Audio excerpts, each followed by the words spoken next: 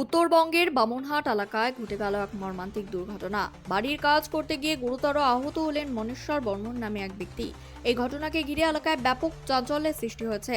স্থানীয় সূত্রে জানা যায়, বামনহাট ২ নম্বর গ্রাম পঞ্চায়েতের বাদলগির মাসানপাট এলাকার বাসিন্দা মনেশ্বর বর্মন নিজের বাড়ির নির্মাণ কাজের জন্য বালু আনিয়েছিলেন।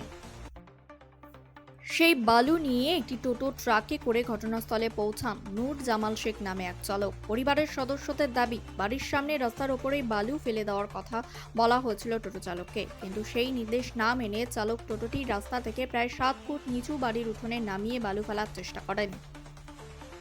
আর সেখানেই ঘটে যায় ভয়াবহ বিপত্তি। নিচু জায়গায় টোটো নামানোর সময় চালক গাড়ির নিয়ন্ত্রণ হারিয়ে ফেলেন। মুহূর্তের মধ্যেই বালু বোঝাই টোটোটি উল্টে পড়ে যায়। আর সেই সময় ঘটনাস্থলে উপস্থিত ছিলেন বাড়ির মালিক মনেশ্বর বর্মন।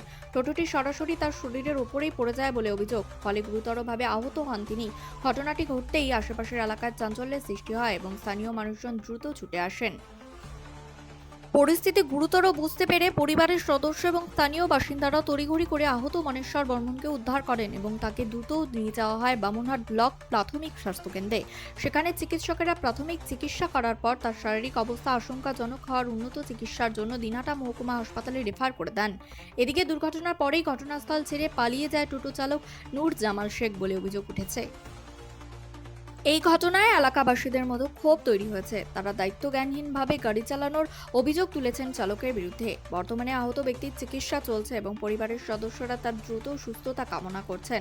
এই ঘটনায় ঠিক কিভাবে দুর্ঘটনা ঘটলো এবং সেই সময় উপস্থিত প্রত্যক্ষদর্শীরা কি বলছেন, চলুন শুনে নেওয়া যাক এক আত্মীয়র মুখেই। গাড়ির থেকেই গাড়িটা বালুতে যাচ্ছে, বালুটি আমরা নামাতে বলছি যে লাইনে ওনাকে বললেন যদি করতে পারো হ্যান্ডেলটা। কি গাড়ি ছিল? সিটি গাড়ি, সিটি ট্রাক সিটিগুলো। হ্যাঁ ট্রাক সিটিগুলা।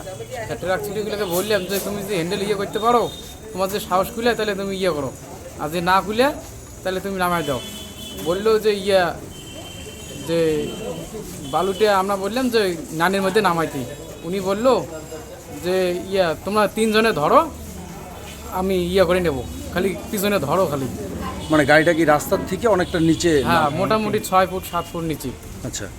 তারপরে গাড়িটা হ্যান্ডেলটা করার টাইমও পায় নাই, আর পুড়ে লাগাতেছে বেড়ার মধ্যে। একটা ছেলে কোনায় লাগছে ওদের, আর ইনি পুড়ে চাকার তলে পড়ছে।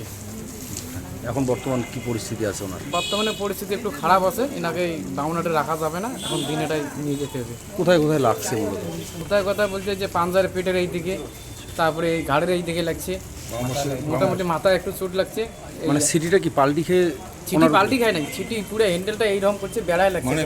সামনটা উপর দিকে, পেছনটা ওর শরীরে? হ্যাঁ, পিছনটা পুরো শরীরে, নাহলে ছিটি তো পুরো। আপনি ছিলেন ওখানে? হ্যাঁ, আমি ছিলাম। কি হয় আপনার? আমার ভাগ্নে হয়। বাড়িটা কোন জায়গায়? বাড়িটা কালমাটি মেদারকের মাথানে পাটে বাড়ি।